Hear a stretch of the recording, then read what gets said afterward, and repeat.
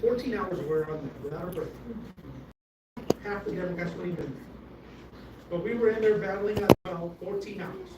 Of course, they already knew how they were going to vote. Unfortunately, it didn't go our way. We kind of figured it was going to be really close. Some things came out of, some wheels came off a little bit at the end. Some Democrat votes flipped back to yes instead of no.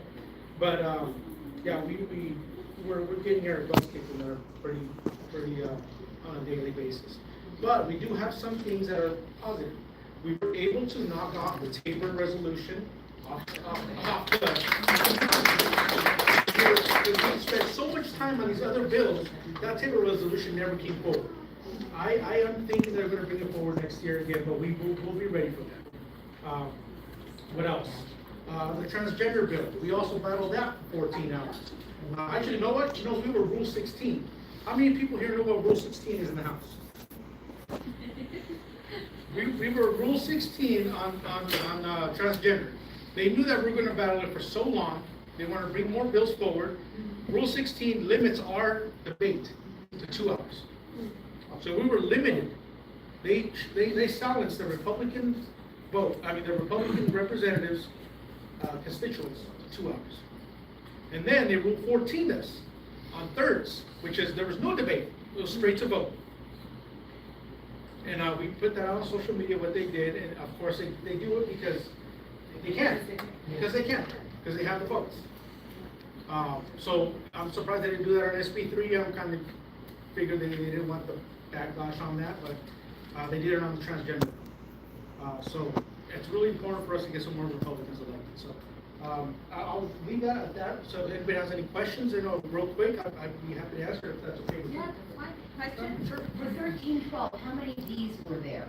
I mean, for 13, that's where the parents, that's where the parents can forfeit their kids if they don't go along with the nut stuff they get at school. So 1312, what happened is a committee that was presented that way, which got so much back. I got national news. 750 people were there against it. They watered it down because of that.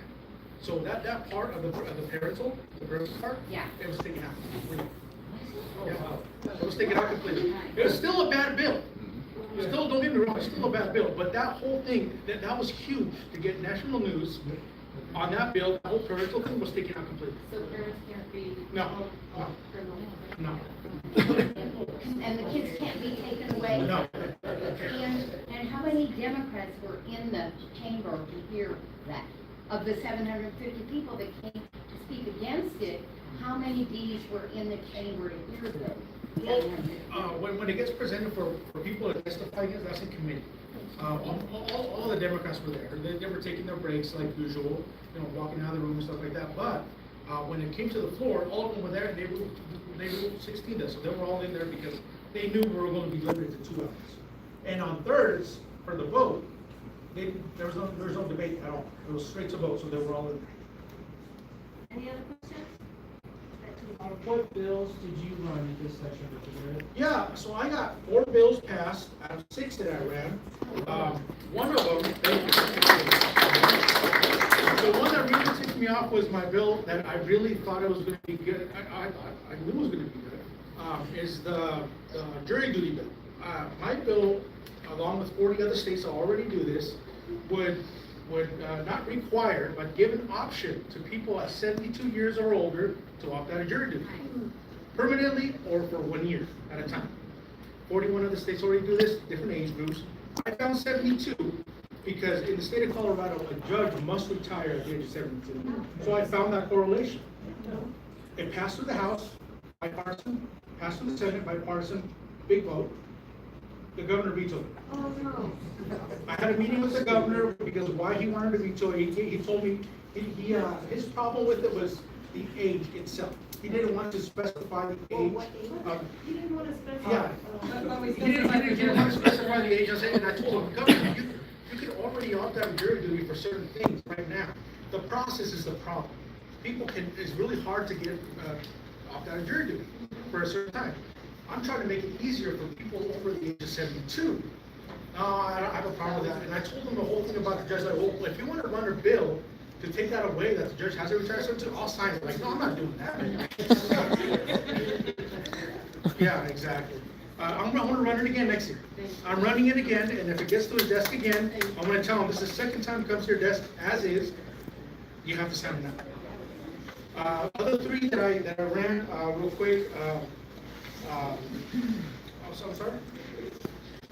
Better understanding of metro districts. So when you buy a house, they are required to tell you what the metro districts are paying for, are maintaining, and what you're paying for. So that's one bill that came through. Another one is, the placement of children, across state lines. You know, if you adopt a child from, Colorado and you're in Nebraska, it's easier to go through that process. It's been a big court battle because the language wasn't really clear. So that got cleared up, and then,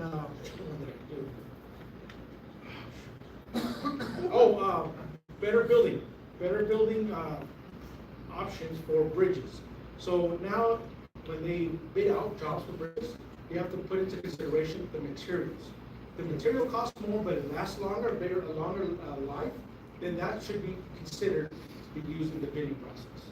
So it'll lower the construction time, which in turn will lower traffic time, which will make the bridges last longer.